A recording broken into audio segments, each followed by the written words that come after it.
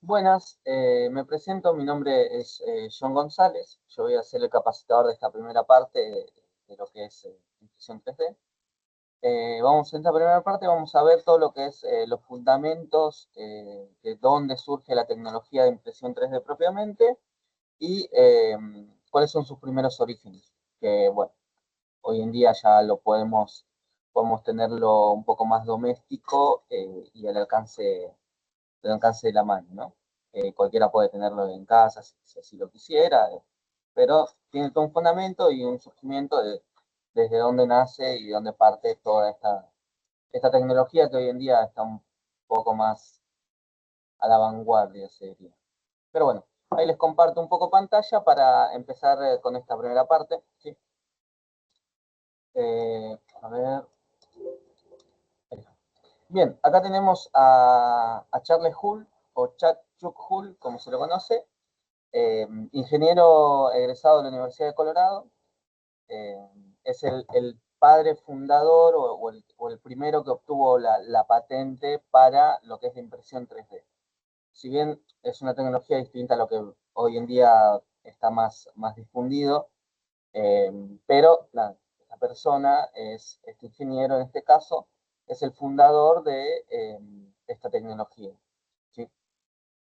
El 11 de marzo de 1986 obtiene lo que es la patente, la primera patente de lo que sería la primera máquina de impresión 3D. Eh, pero bueno, la tecnología que él desarrolló en principio no es la que conocemos hoy en día de filamento, es la estelitografía, que es un método, un dispositivo para fabricar objetos sólidos mediante la sucesiva impresión de capas delgadas de material curable por luz ultravioleta, una capa encima de otra.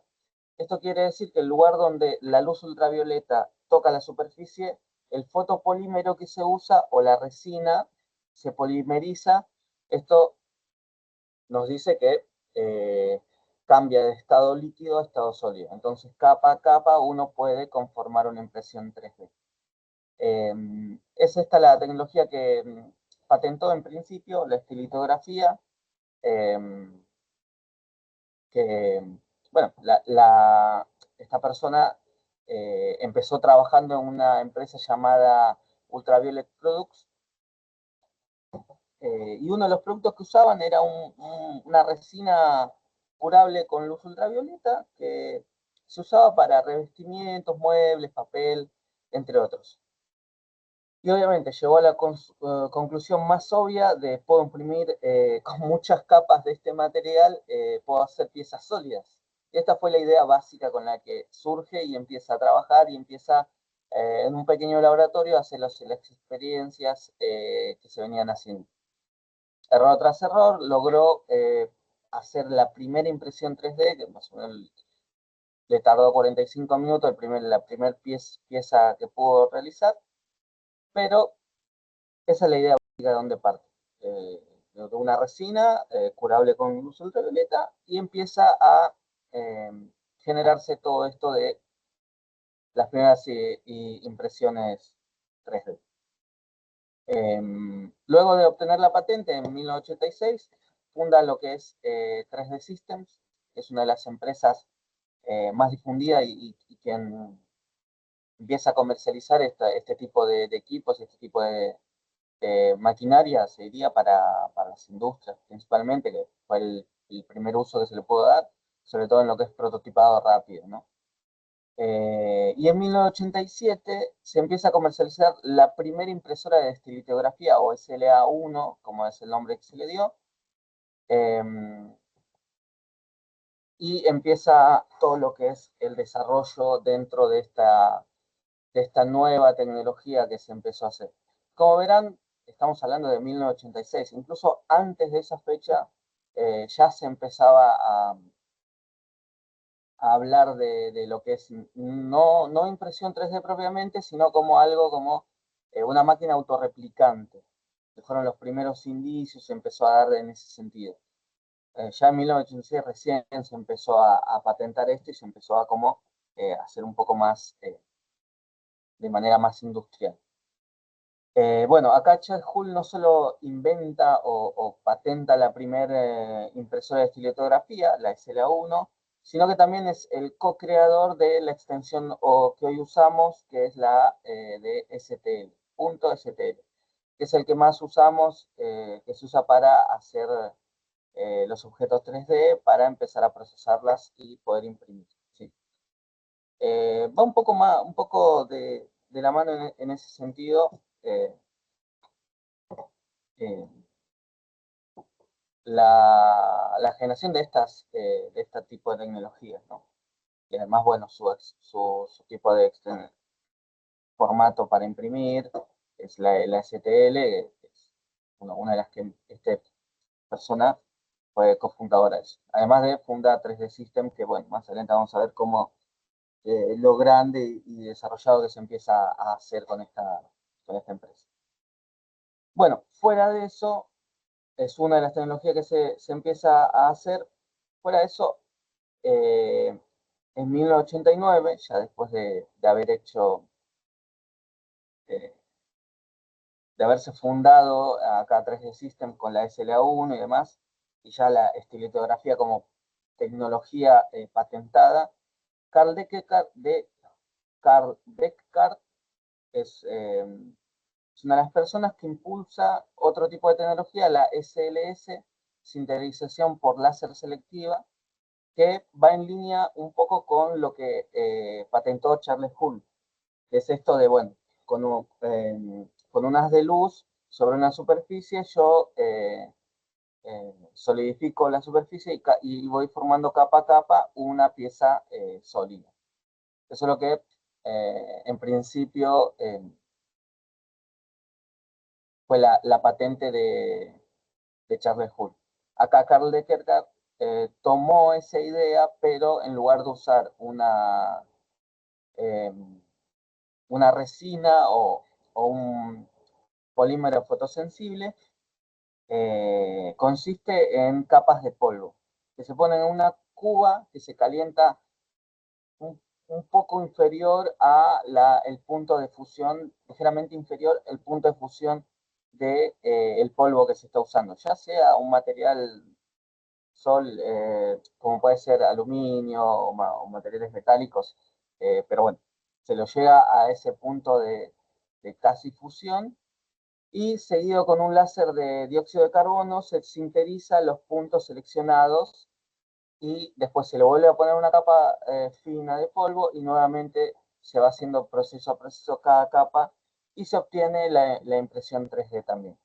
O sea, ya tenemos algo que arrancó siendo con una resina totalmente líquida, con un haz de luz ultravioleta básicamente, y después tenemos a Karl Deckard que funda lo que es la SLS, que es la sintetización por láser selectiva, que usa un polvo, algo un poco más sólido, ya no es líquido. Pero bajo la misma lógica, capa a capa, formar una pieza sólida de impresión 3D. ¿Sí? Y bueno, en 1987 presenta la patente, recién se emitía en 1989, que se obtiene la patente de SLS, y funda lo que es la empresa Desktop Manufacturing, o DTM Corporation, que en 2001 3D System la adquiere y la compra a DTM Corporation. ¿Sí? Eh, pero bueno, como ven, 3D System, al ser la pionera en esto, fue creciendo en el mercado y además fue adquiriendo otras empresas, como lo vamos a ver a lo largo de los comentarios que vamos a hacer. Pero bueno, nada, un poco eso. Y ahora vamos un poco a lo que nos interesa. Esta persona, Scott Groom, ¿sí? Eh, en 1988 logra patentar la tecnología FD. Este sería el padre fundador de las impresoras como hoy en día las conocemos.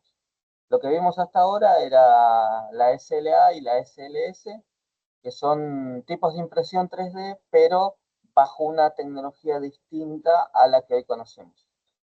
Son también impresoras que podemos encontrar dentro del mercado, pero la más difundida es esta, la FDM, la fabricación por deposición de material.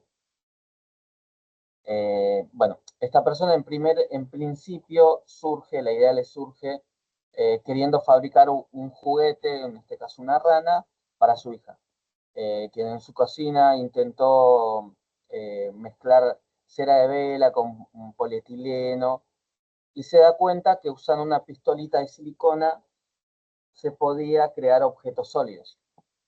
Capa a capa, uno va con la pistolita de silicona fundiendo el material, ¿no? Va a empezar y va haciendo capa a capa un material sólido. ¿Sí? Se dio cuenta de esta brillante idea, en principio, es un poco la historia difundida de cómo surge todo esto, ¿no? Y al darse cuenta de esto, su esposa lo fomenta a continuar con los experimentos y a empezar a hacer algo un poco más comercial con esta idea que acá Scott Grun empezó a tener. Y en principio piensa que en cómo automatizar el proceso de hacer el capa a capa. Entonces pensó, si sumo la pistolita de silicona conectada a un sistema robótico cartesiano, podría realizarse automáticamente el capa a capa una tras otra. Recién en 1889 patenta la tecnología FDM y asimismo en paralelo funda lo que es Stratasys. Stratasys Corporation, que es una de las empresas que empieza a eh, eh, generar o empezar a desarrollar este tipo de tecnología, ¿sí? Y recién en 1992 se comercializa el primer modelo de FDM, el 3D Modeler, que es la primera impresora de fundición de material, fundición, deposición de material fundido, ¿sí? Eh, no, esta es la persona que le podemos decir la pionera en la tecnología de FDM propiamente, ¿sí? Ya con una idea tan básica como una pistola de silicona, fue el detonador o el primer, la primera idea como para llegar a lo que hoy conocemos como impresora 3D propiamente. Pero bueno, nada, esta es una de las personas que logran hacer esto. Y después, no me acuerdo ahora en qué fecha, pero 3D System adquiere a Stratasys, ¿sí? Al ser la primera eh, corporación de 3D System, empieza a adquirir el resto de empresas que van surgiendo a medida que va pasando el tiempo. Y después tenemos acá el proyecto RedRap, eh, que fundado en 2005 por Adrien Bouyer, ingeniero, matemático, profesor de ingeniería mecánica, ¿sí? Funda este proyecto, nacido en la Universidad de Bath, es una iniciativa que nace de esa universidad, para desarrollar una impresora de bajo costo, que puede imprimir la mayoría de sus propios componentes y sea como autorreplicante. Esa era como la base del proyecto. Que nace en 2005, al día de hoy tiene un montón de colaboradores dentro de su propia dentro de su propia página, que lo vamos a ver ahora, en breve. Pero bueno, nada, vamos a hablar un poco más de esto.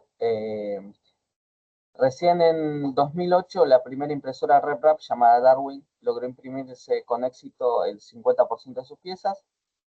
Eh, este proyecto fue un éxito gracias a que el hardware y el software era libre, todo con open source, que nos permitió que un montón de personas se pudieran retroalimentar de este proyecto y también agregarle sus propias experiencias.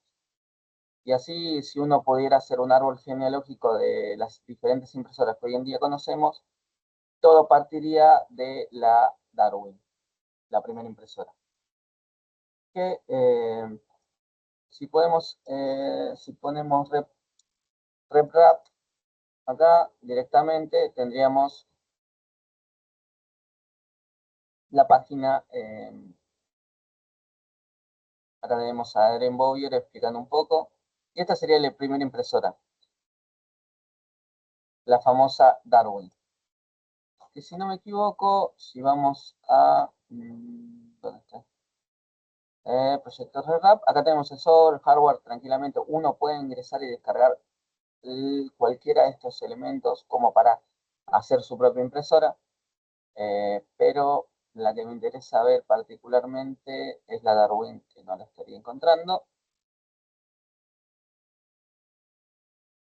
Creo que la perdí de vista. No, se me pasó.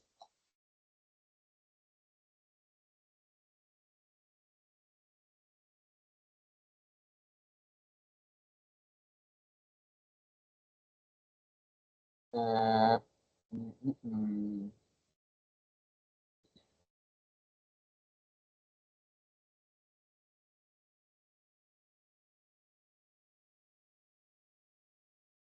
Parece que la hayan sacado. Es la,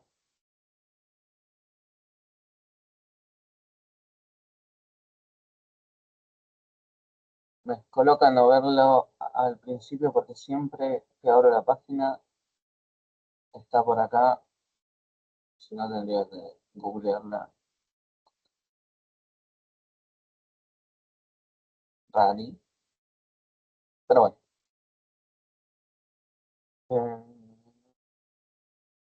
Por ahí se lo paso bien.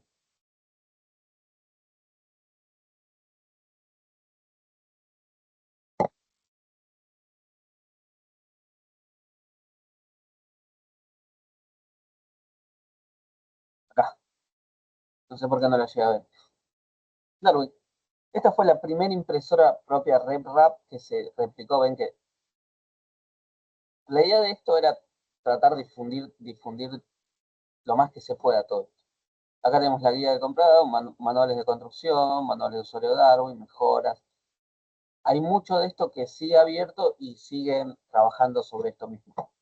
Cualquier tecnología que existe, ya hay un proyecto acá dentro de RepRap que esté trabajando en esa línea y en ese sentido.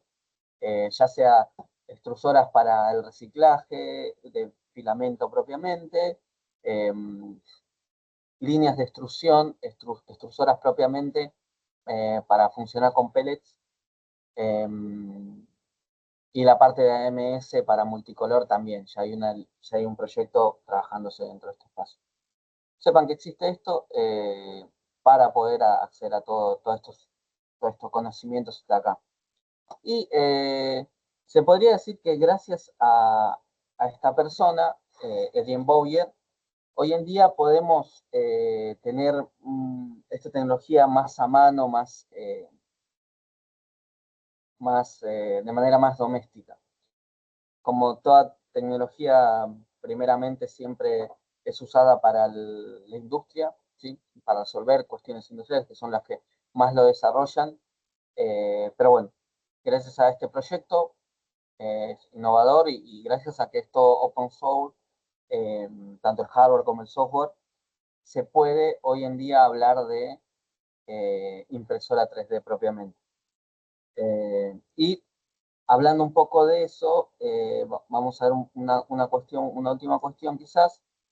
Eh, Algo que podemos tener dos tipos de software libre que se manejan hoy en día. En principio, la primera de todas que existía era el firmware de Marlin.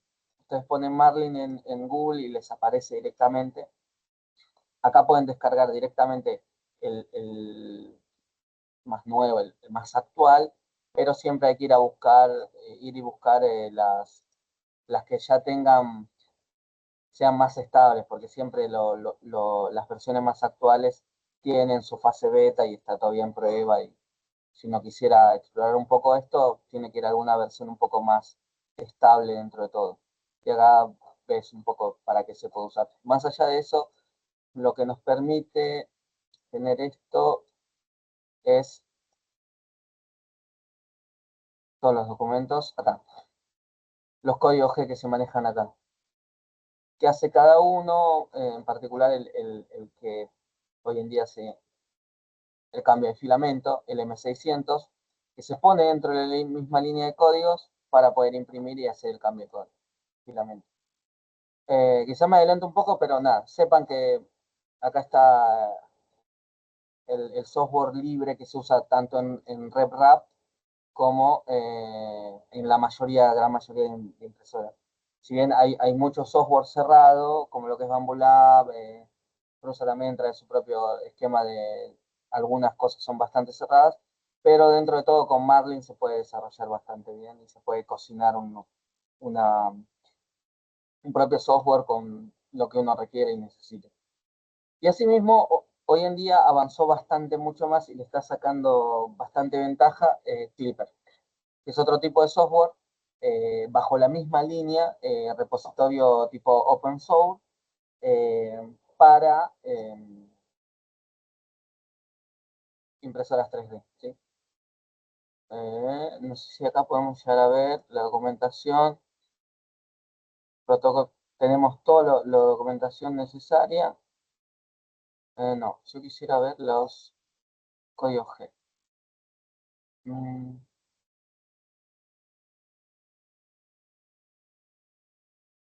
no sé si puedo llegar a ver toda la... Pero bueno, es un poco para investigar algo de esto.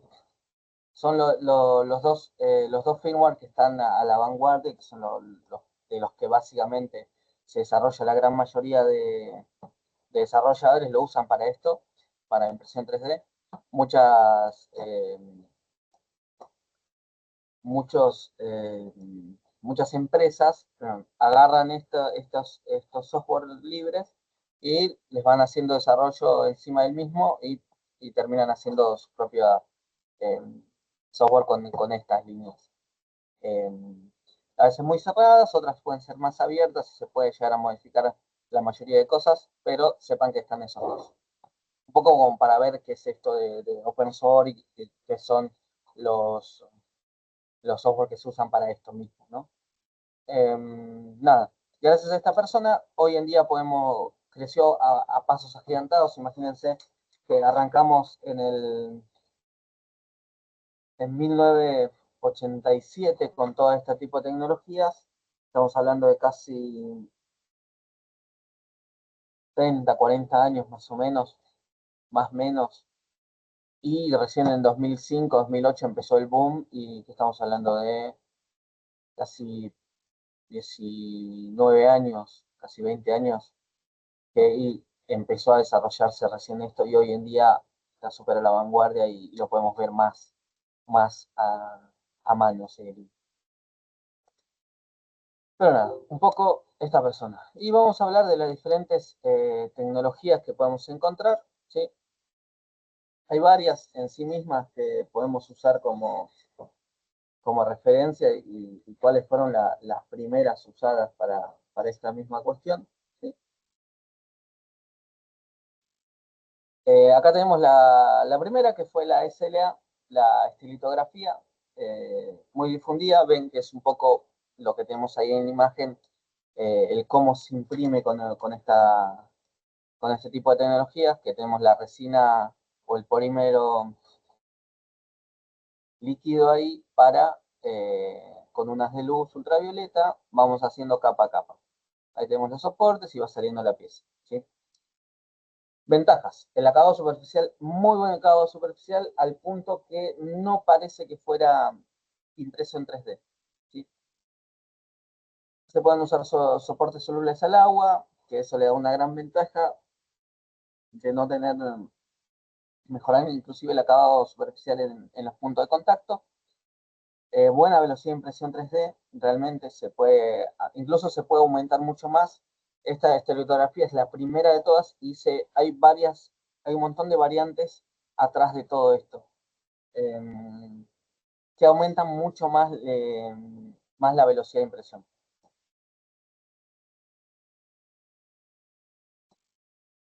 Y después podemos ver, en desventajas, acá tenemos las ventajas hasta ahora, pero en desventajas podemos tener lo caro que es Ay, no sé el nombre. El polímero fotosensible o la resina que se usa es bastante cara, ¿sí? Y además que se necesita un postprocesado extra para terminar de curar todo el material, porque a veces no queda bien curado, hay puntos que quedan todavía medio sin curar, entonces se le hace un baño químico o asimismo también se le puede hacer un baño con una luz ultravioleta que lo termina de solidificar. Ese postprocesado extra termina encareciendo todo el proceso de impresión. Por eso como una de las desventajas es que es muy costoso. Y también retirar el exceso de resina que puede quedar dentro del mismo objeto al no ser totalmente sólido y ser hueco a veces, queda con ese líquido, esa resina o ese polímero fotosensible. Pero bueno, las desventajas siempre un poco es eso. Después, bueno, esta es la tecnología SLS que les había comentado, que nada, parte con el mismo sentido eh, de la resina fotosensible. Acá tendríamos un polvo de cualquier tipo de material. Pero bueno, en línea con la otra es básicamente el mismo principio, solo cambia el tipo de material. Eh, Esta quizás es un poco más robusta, más para materiales industriales. La otra quizás es un poco más primeramente para prototipado rápido o algún otro tipo de uso. Pero difieren entre una y otra por las características del material que se usa para el proceso. Y acá tenemos lo que es el FDM, ¿sí? Modelado por deposición fundida. Consiste en calentar un termoplástico por encima de su punto de fusión, al cual luego se lo fuerza a salir por un pequeño orificio, normalmente 0,4 milímetros de diámetro, y se usan estos hilos para dibujar capas, obteniendo así un material, un sólido en teoría. Esta vendría a ser la primera, la impresora de más bajo costo, como una de sus ventajas, ¿sí? Y además, bueno, el FDM es propiamente las siglas que usa Stratasys, ¿sí? RepRap usa el FFF, Fused Filament Fabrication. 3D System usa el PJP, que es Plastic Jet Printing. Y Sortrax usa lo que sería el Layer LPD, que es Layer Plastic Deposition. Lo pueden encontrar con esas siglas en las diferentes, cuando escuchen hablar de estas siglas es FDM propiamente, pero con sus diferentes variantes, cada empresa o cada espacio lo ha usado con sus propias siglas. Pero nosotros lo conocemos con FDM, fabricación por deposición de material fundido. No, ¿cómo es? Modelado por deposición fundida. Me confundo un poco con las siglas. Pero bueno, un poco de ventajas. Fácil uso, costo reducido, materiales súper accesibles, el filamento 3D propiamente eh, es recontra accesible hoy en día, ¿sí? PLA, ABS, ahora vamos a hablar un poco más de las variantes que hay, pero es un poco eso. Y además, bueno, el costo reducido en fabricación de esto, gracias al proyecto RepRap, ha crecido un montón y se puede hacer mucho más accesible, ¿sí? Eh, un poco eso. Después, bueno, ¿qué es el proceso de impresión? Esto de las capas básicamente es esto. Para cualquier tipo de tecnología que se use, es esto. De un material sólido lo pasamos por capas y la impresora lo que hace es imprime cada capa independiente una sobre la otra para hacer el mismo modelado 3D. Esa altura de capa es variable, se le puede dar un formato un poco más amigable, ahí quizás está un poco grosero como para que se note la diferencia entre el modelado propiamente de CAD y lo que sería la impresión 3D. Cómo surge todo esto. Acá, proceso de capas, ¿sí? Eh, Cuando la cama está demasiado baja, no se llega a pegar, una mala adhesión. Una forma correcta sería que tuviera la capa a capa sin que vaya con demasiado material, tampoco que esté muy alejado para que se despeguen, tiene que estar algo un poco correcto. ¿Sí? Ese sería el proceso de capas. Un poco esto va de la mano de la correcta nivelación de la cama caliente, ¿no?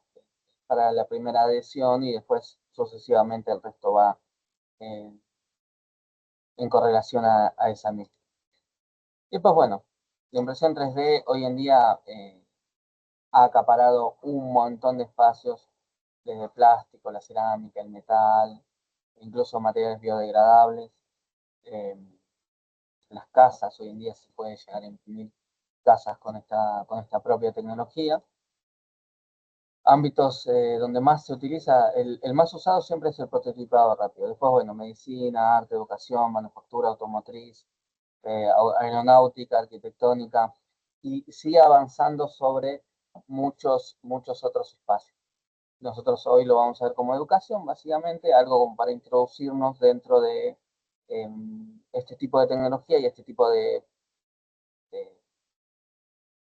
productos para la manufactura, ¿no? Bien, vamos a ver un poco lo que es el sistema de instrucción. Esto quizás es un poco más industrial.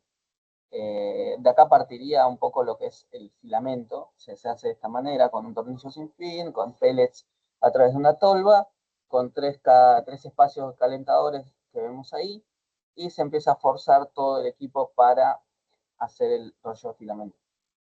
Un poco este sería a grandes rasgos lo que es la impresión 3D, un cabezal de impresión 3D. Tiene una parte de calentado, eh, un forzador de alimentador, y por el pico extrusor sale la impresión. O lo que sería una pistolita no tengo acá una, pero una pistolita de silicona, como lo había pensado acá nuestro querido Scott Crumb en un principio. Pero bueno, esto es algo un poco más industrial, la base un poco también de esto de fundir material y destruirlo a través de un pico. Pero acá tenemos un poco lo que es el sistema de extrusión, ¿sí? Donde podemos ver algunas características del mismo y podemos diferenciar ciertas partes. Una zona caliente y una zona fría. Importantísimo tener una diferencia entre una u otra. La zona caliente, que está compuesta por el bloque calefactor y el nozzle o el pico extrusor, ¿sí? Eh,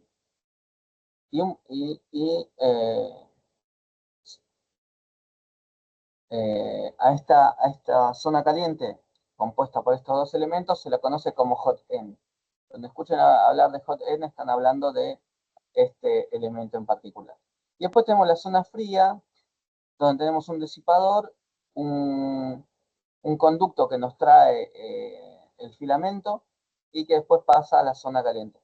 Acá en la zona de unión entre el bloque de zona frío, el disipador y la zona caliente, tenemos un barrel, que es un tubito roscado que une tanto el disipador como la zona caliente.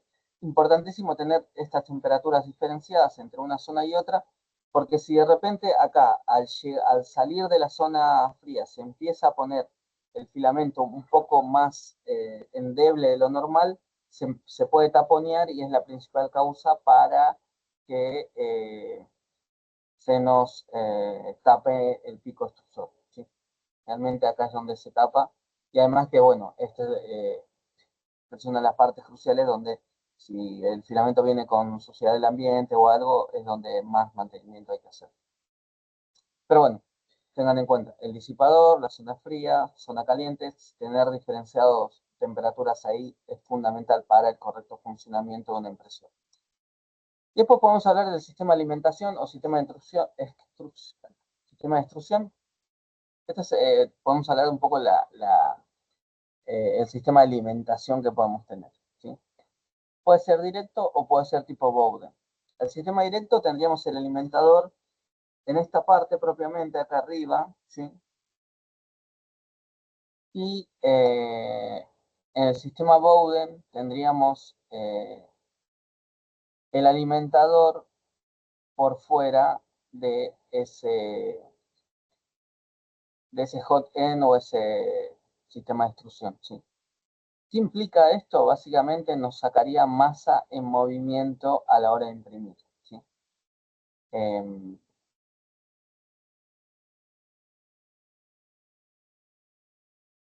Tengo acá los elementos, pero básicamente eh, uh, podría traer. Esto nos permite, nada, básicamente bajar la impresión. Cada uno con sus ventajas y desventajas indiferentemente. Eh, en el sistema Bowden hay más posibilidades de atascos y demás, porque al tener este conducto para llevar el filamento hasta el JN o la parte de extrusión, se puede atascar más, hay más posibilidades de atasco en ese punto, y además que en Flex no se puede imprimir bien, y por encima de eso, tener retracciones más largas para evitar que el pico chorree filamento fundido, ¿sí? Cosa que con sistema directo no pasa. Eh, Gran ventaja del sistema Bowden al disminuirle la cantidad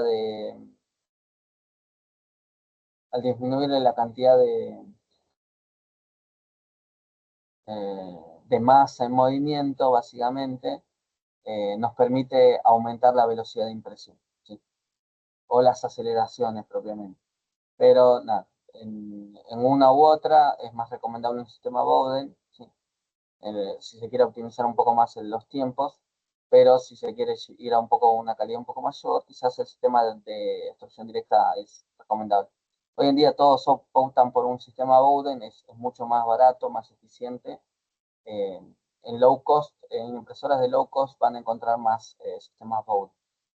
No es muy distinto, se pueden ensamblar una arriba de otra tranquilamente, no va a variar demasiado, pero nos hace a la vez de esto bajarle vibraciones a la impresión propiamente, ¿sí?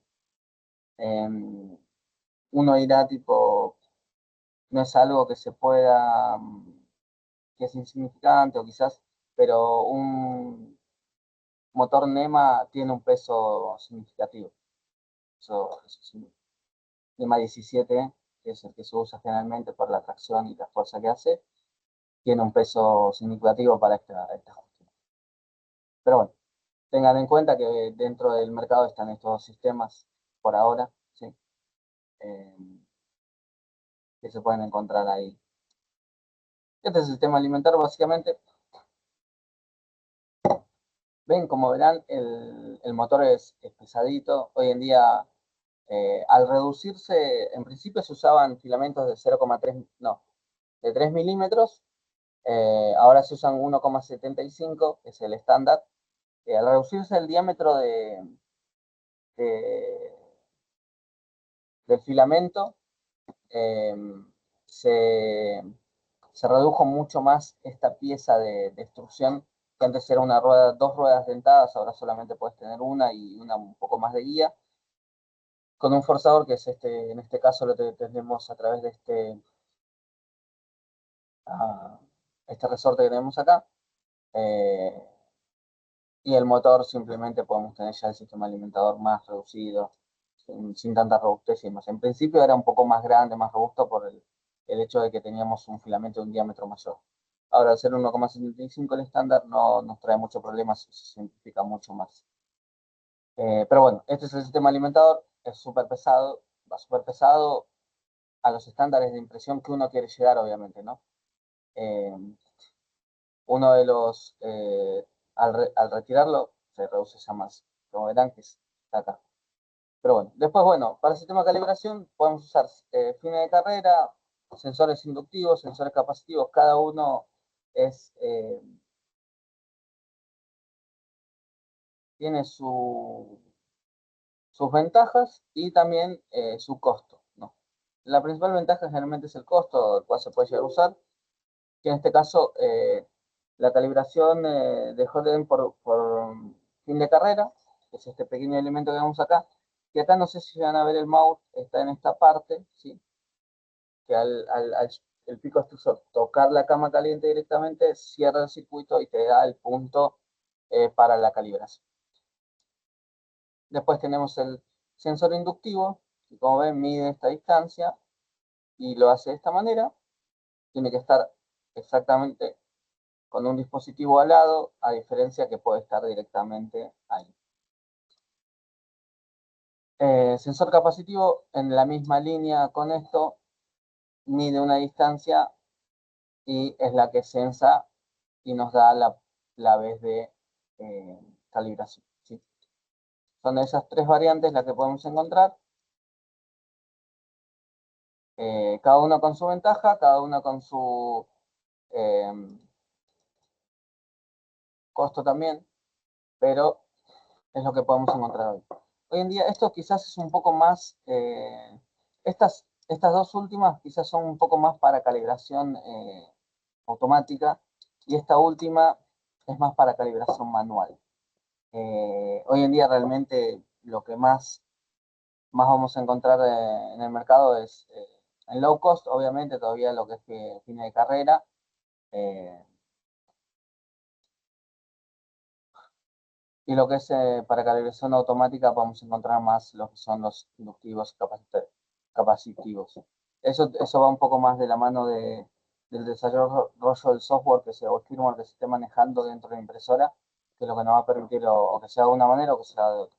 Y respecto a la calibración de la cama caliente, al ser de manera manual, ven que acá tenemos, para los que vieron o tienen una Delta tipo Overlord Pro Más, ven que la gama caliente tiene este formato y tiene tres tornillos los cuales nos sirven para hacer la vez de calibración. Una vez que ese hilo de filamento se puede llegar a depositar de manera concisa y uniforme, y yo al pasarle la yema del dedo de esta manera, no lo retiro de manera fácil, se diría que la cama caliente ya está calibrada, ¿sí?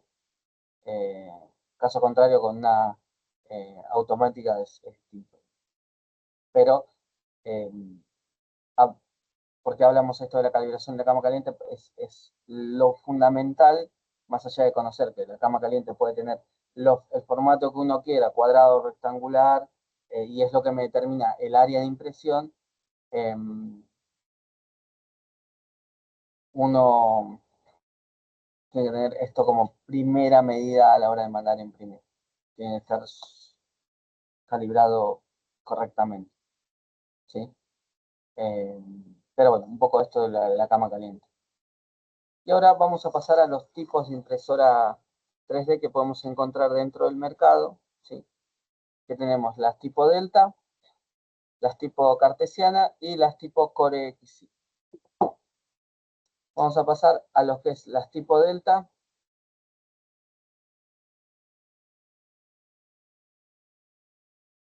Diferencias sobre las demás,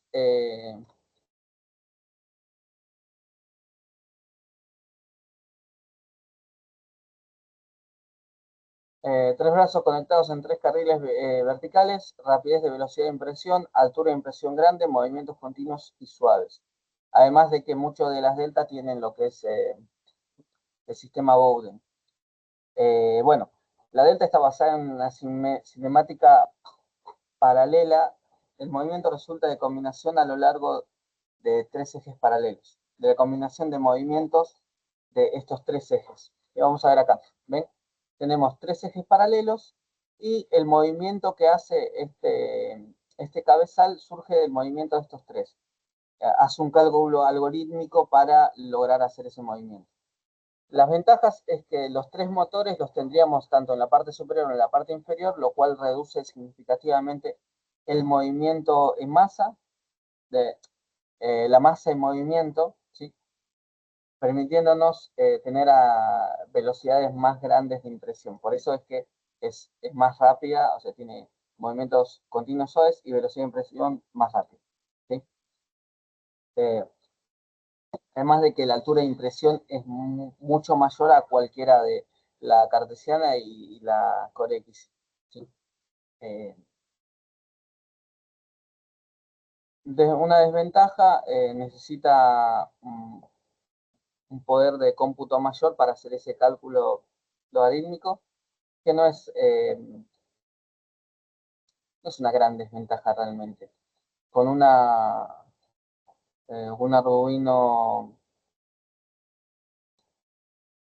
Mega, si no me equivoco, 2560 estaríamos bien. 2560. Pero, nada, es una de las cuestiones que podemos encontrar como desventaja. Otra desventaja también es, al tener tantas partes móviles y demás, más allá de que se trata de evitar la vibración en todo de la mayor manera posible, tiene cierto grado de vibración. Cuando hablamos de cierto grado de vibración, hacemos referencia más a calidades de impresión superiores, ¿no? Calidades de impresión, lo que es una impresión de calidad, se diría básicamente. Eh, no es tanto un...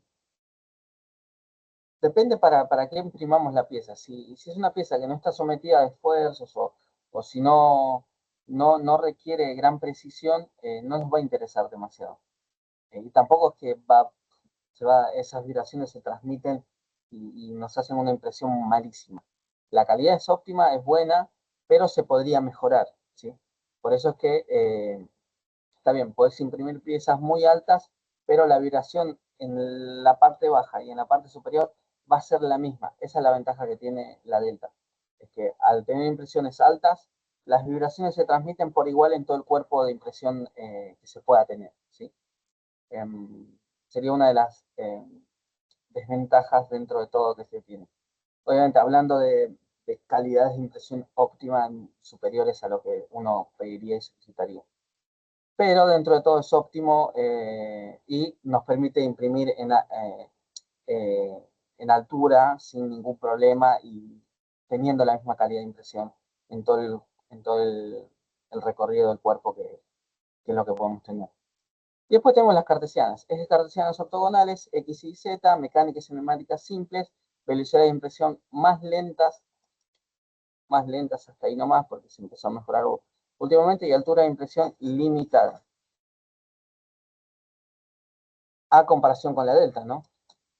Ahí está, acá tenemos. En primera instancia, las primeras impresoras de este tipo con las cuales la que es RepRap empezó a trabajar, tenía estructuras de materiales quizás más simples como madera o algún otro material,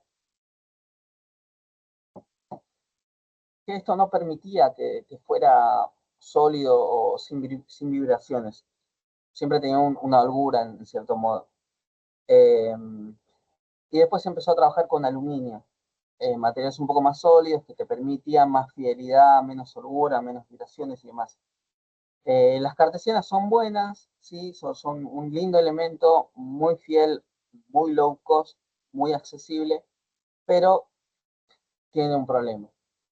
Eh, si uno busca calidad de impresión realmente, estas no son tan recomendables porque en altura tienen vibraciones. ¿Qué pasa?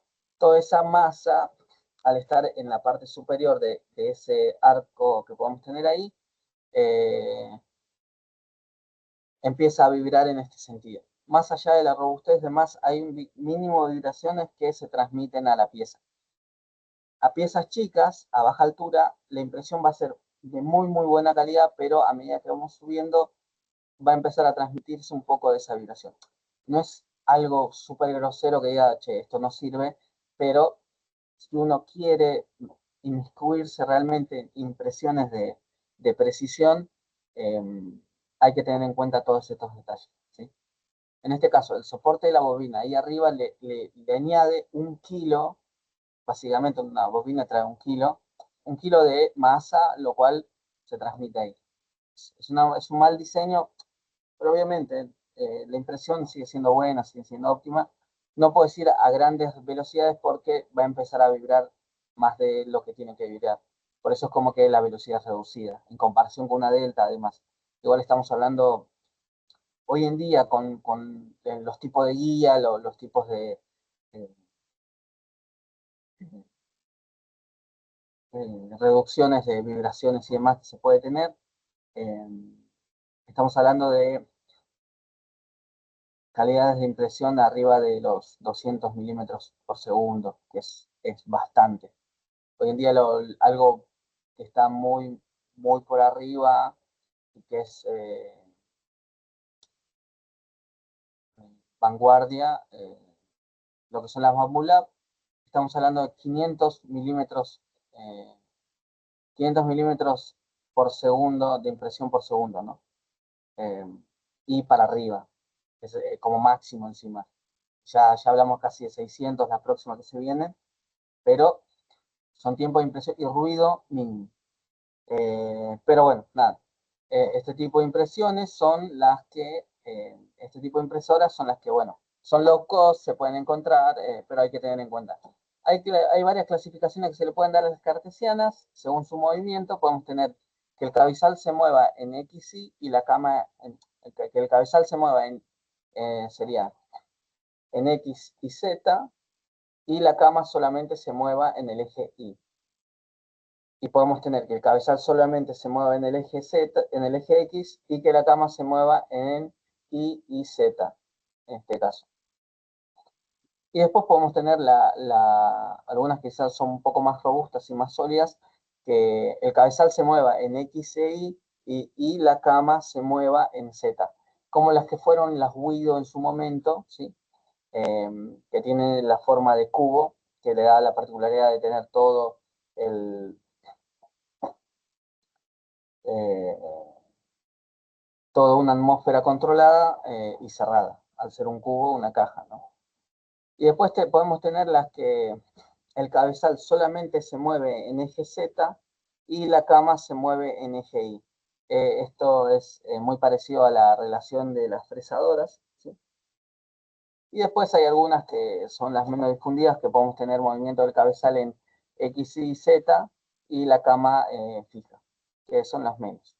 Pero son las clasificaciones por movimiento que podemos tener de las tipo cartesianas. Y después pasamos a lo que son las Core XY. El movimiento del cabezal es por sistema de correas, la altura de impresión es normal, velocidad más rápida que una cartesiana, una mecánica compleja por su sistema de correas cruzados, que ahora vamos a ver como propio elemento de este tipo de materiales, que ahí está. Este es el que más se usa. Hay otro tipo de posicionamiento de las correas que nos genera un par innecesario en el movimiento del cabezal, que lo reduce este tipo de tecnología o tipo de configuración de las correas, que es la tipo Core XY, eh, que nos permite hacer movimientos rápidos y acelerados y nos permite tener una óptima velocidad. Sí o sí estos elementos son en forma de cubo, son en forma de caja, son robustas, y al tener los motores en lugares sólidos y fijos y no en la masa propiamente del elemento que se va a mover, que sería el extrusor en este caso, y al tener un sistema Bowden nos permite acelerar mucho más. Lo mismo que pasa con el caso de las delta, en este caso. Disminuye la masa en movimiento, permite aumentar las aceleraciones y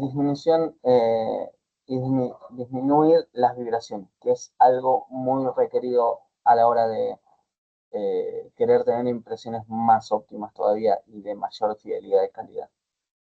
Hoy en día hay otro tipo de tecnología que es en el mismo sentido, pero que funciona con el sistema cartesiano, se podría decir, que sería el Core XZ, ¿sí? O sea, estaríamos hablando de esto mismo aplicado en el arco de, de esta cartesiana, ¿sí?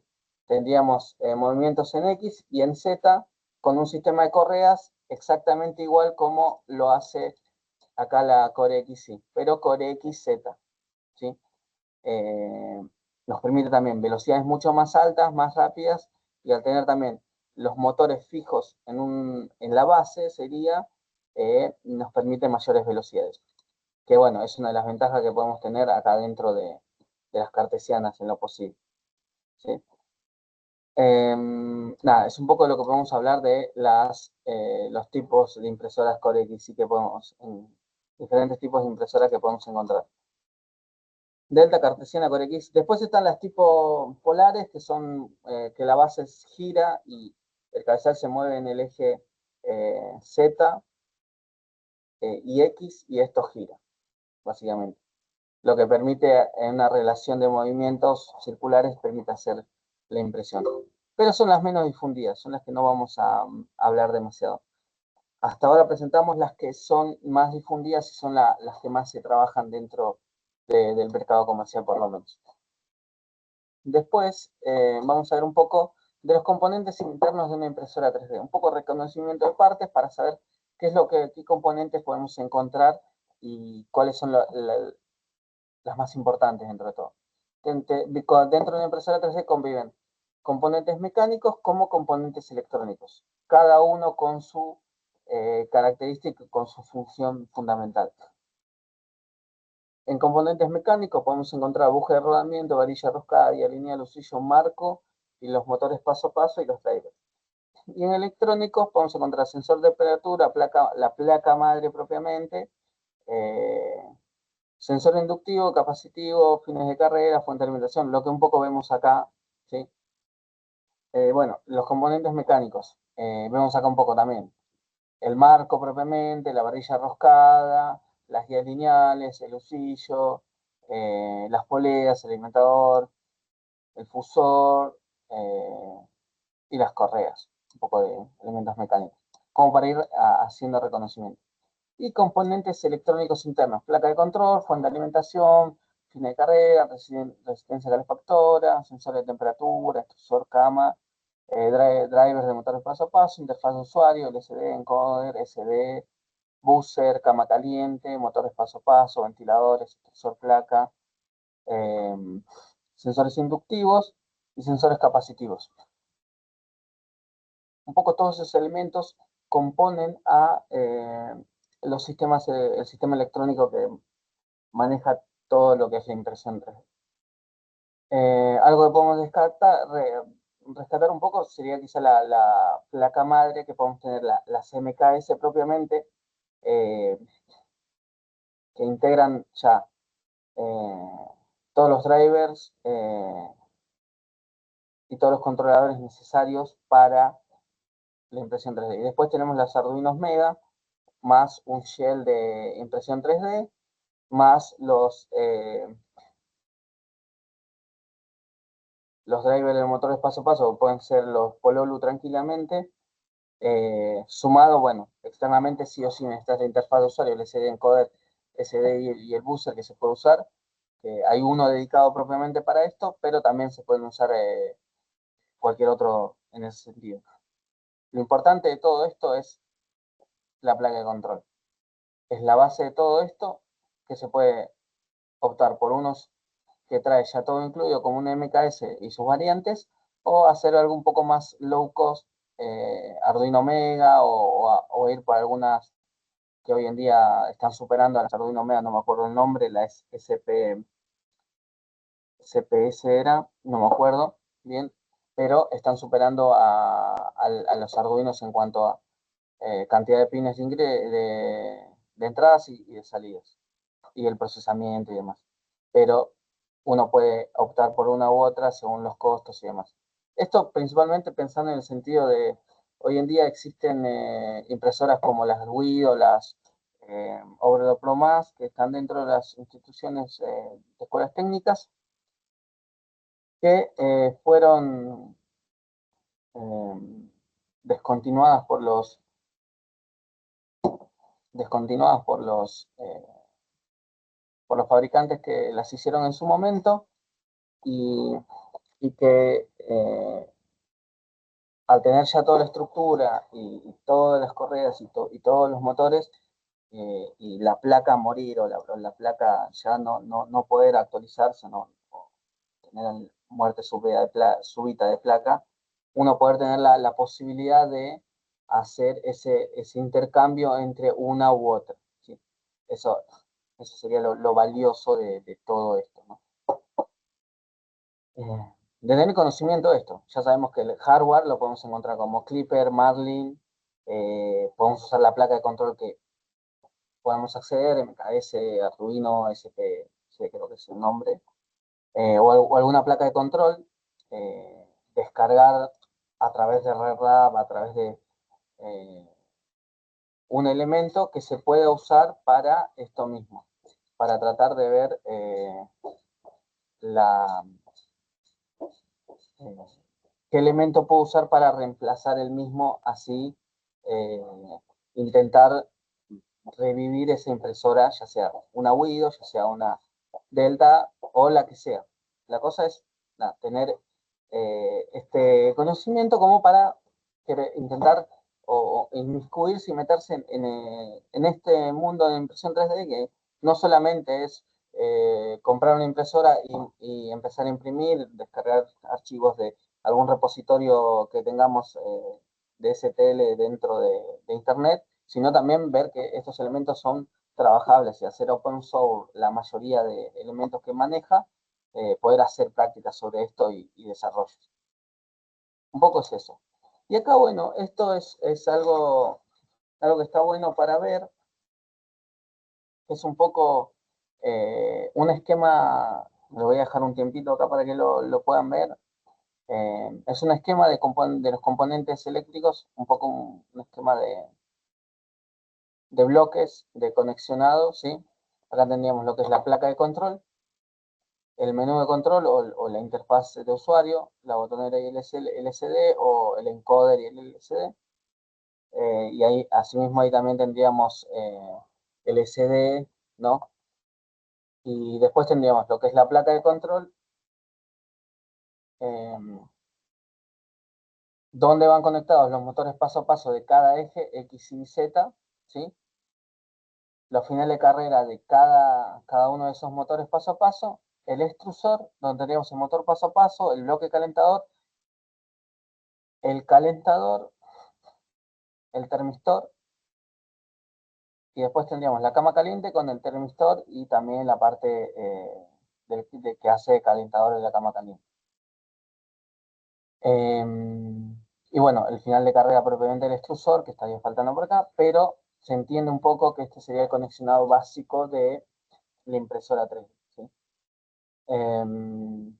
Nada, es un poco, este es el esquemita que toda impresora debería de tener hacia la placa de control con los conexionados necesarios. Es un poco como para que vean un poco cómo es el tipo de conexionado y cómo es que se hace. No es muy complejo, no es muy difícil, pero estas son las líneas de conexiones que se tienen hacia la placa de control. Eh, es un poco para que vean cómo es esta distribución. Bueno, a continuación, vamos a hablar un poco de los tipos de filamento. Hoy en día realmente hay una amplia variedad y una gama muy grande de filamentos que se pueden usar. El más reconocido, obviamente, PLA o poliácido láctico. ABS, que es el acrilonitrilo butanilo estileno, que es un filamento que es de uso ingenieril, es uno de los más usados. Vamos a ver un poco las características, ¿sí? Bueno, PLA, ABS, PETG, TPU, HIPS, PC, Nylon, Flex son las que podemos encontrar. Bien, anteriormente eran de 3 milímetros o 2,85, hoy el estándar es el 1,75, que es el que manejamos. Bueno, vamos a ver un poco del PLA. No tóxico, biodegradable, fácil de fabricar y procesar, no requiere cama caliente, no emite olores desagradables, trabaja con temperaturas bajas, es flexible y menos resistente que el ABS, obviamente, pero es uno de los elementos más difundidos, ¿sí?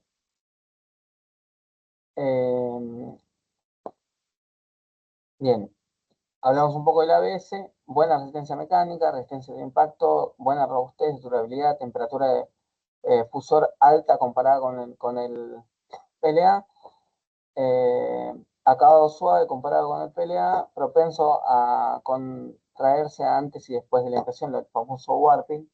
De hecho, el ABS necesita sí o sí de un ambiente de temperatura controlado para poder imprimirse, porque tiende a tener ese warping o ese despegarse de la cama caliente y es muy, muy grosera la manera en la que se comporta. Em, pero bueno, es el más usado dentro de la industria por la robustez y todas las características que tiene, la resistencia a la temperatura también y los esfuerzos mecánicos que puede llegar a tener. Algo un poco más, no tenemos acá, bueno, un poco PC y lo que es el PETG, que es algo un poco más flexible. Pero podemos tener el TPU, que es algo más flexible, el más usado dentro de todo, aparte del PLA Flex que se puede encontrar dentro del mercado. El nylon, que también tiene resistencia, buena resistencia. Después tenemos el HIPS y el PET. Propiamente el PET, o PETG en este caso, es una de las variantes de lo que es el plástico que se usa para las botellas de agua, botellas de gaseosa, que hay una línea eh, de proyectos para hacer filamento de botellas recicladas. Más adelante quizás podamos llegar a ver algo de esto. Pero bueno, también se le pueden agregar compuestos como madera, fibra de carbono, partículas metálicas de bronce, cobre, aluminio, materiales ferromagnéticos, filamentos que brillan en la oscuridad, filamentos que cambian de color con la temperatura. Realmente existe una variedad muy, muy amplia para este tipo de, de productos que se pueden llegar a usar, de tipo de filamentos. Hoy en día crecieron un montón. Lo más barato y accesible es PLA, pero después sus diferentes variantes para sus diferentes usos, diferentes eh, particularidades, se pueden encontrar, cada uno verá según la pieza que se quiere imprimir, las características que se necesitan para el mismo, se puede usar de una manera o se puede usar de otra. Pero dentro del mercado son las más usadas. PLA, ABS, ahí tenemos. PLA, a PLA, ABS, PETG y TPU, las menos usadas quizás o que van eh, teniendo relevancia, HIPS, PC, Nylon y Flex. Vamos a ver un poco las tablas de temperaturas. Eh, un poco, cuadritos como estos van a encontrar en internet por todos lados. Y lo voy a repetir varias veces. Pero veamos, PLA 180 grados, una cama caliente de 50, ABS 250 grados, una temperatura de 80 de cama caliente, nylon 260, una temperatura de 110, flex 230, una temperatura de 0,40, PC 220 a 70 grados de cama caliente, HIPS 230, 90 a 110 grados de cama caliente, TPU 210, 230, cama caliente de 30 a 60 grados. Todas estas temperaturas son temperaturas de ideales, se diría, o de laboratorio, o cuando un filamento recién abierto, uno nuevo.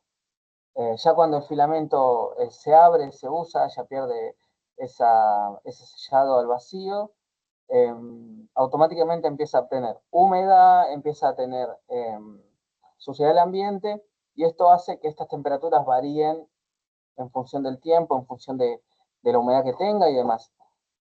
Porque, ¿qué pasa? A la hora de imprimir, estamos hablando de temperaturas de arriba de 180 grados, que es lo más bajo que podemos llegar a usar. Y el agua se evapora a 100 grados, lo cual, al tener mucha humedad, nos va entre capa y capa a generar burbujas automáticamente. Y esos son errores de impresión. Y es donde, primeramente, al sufrir un esfuerzo mecánico, es donde primeramente va a fallar la pieza que vayamos a imprimir. Y estos son detalles a tener en cuenta para una muy, muy buena impresión, de una calidad óptima, obviamente, pero que nada, tener en cuenta que estas temperaturas son, y mismas las que vienen sobre el carrete, pegadas que te trae el fabricante, son temperaturas óptimas o ideales.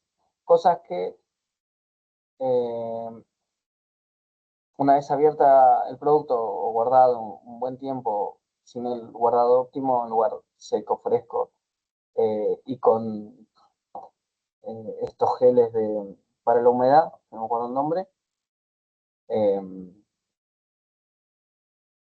van a variar totalmente.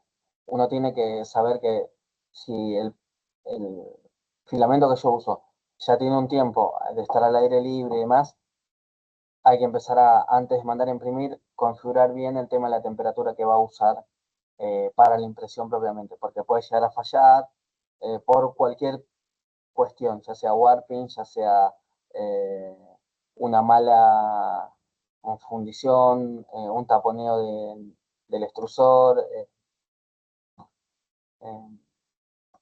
¿qué más puede ser? Malas adherencias entre capa y capa y demás. Pero nada, cuestión a tener en cuenta de las temperaturas. Después, bueno, un poco antes de pasar a las consideraciones a tener en cuenta, vamos a hablar de algo que las AMS. Hoy en día, para imprimir multicolor, ¿sí? Bambu Lab tiene la AMS, que es el que desarrolló principalmente esta tecnología de hacer el tipo de cambio de filamento. Hablando de extrusores, que tendría que haberlo metido en esa parte, hay impresoras de más de un extrusor.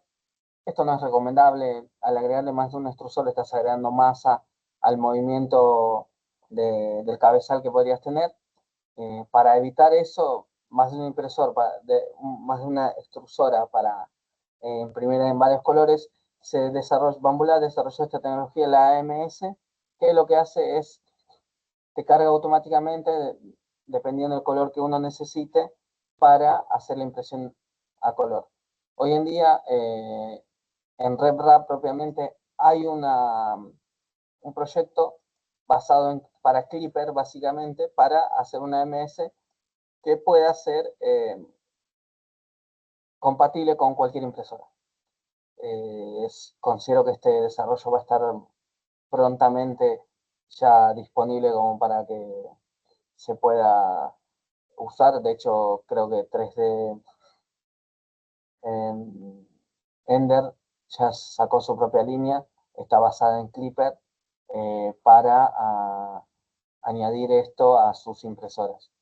En cualquier momento va a salir esta línea de tecnología ya para hacerlo un poco más difundido. Las primeras, obviamente, nacieron por Bambu Lab, pero ya creo que ahora ya largaron, no estuve viendo, pero la línea para Clipper ya la largaron, por lo menos basada en ese desarrollo de software. Más allá del elemento propiamente, el software tiene que reconocer el equipo, por eso es como que lo hicieron para Clipper primeramente, pero ya prontamente llegará para Marlin tranquilamente y se podrá ajustar esto para cualquier impresora que se quiera. Bueno, consideraciones a tener en cuenta de seguridad para trabajar con impresoras 3D. Conectar bien la alimentación antes y después de encender, dejar la impresora en un lugar estable siempre para evitar vibraciones, generar y sostener una buena limpieza general, evitar obstrucciones entre impresiones, correcta calibración antes de imprimir, no tocar los componentes calientes, estamos hablando de temperaturas arriba de 180 grados, apagar correctamente luego de usar, materiales y herramientas en orden y en un lugar seguro. Todo esto hace a una buena impresión y buen uso de los diferentes elementos que se puedan tener. Eh, nada. Cerramos con esto esta primera parte de lo que es introducción a la impresión 3D y un poco de lo que es historia, donde nace todo este tipo de tecnologías. Eh, este va a ser uno de los primeros videos en este sentido y es una de las primeras introducciones a todo esto. Espero que les haya servido como primer vistazo a todo esto del mundo de la impresión 3D. Es mucho más amplio, esto quizás es una primera parte de una iceberg mucho más grande eh, y además de, bueno,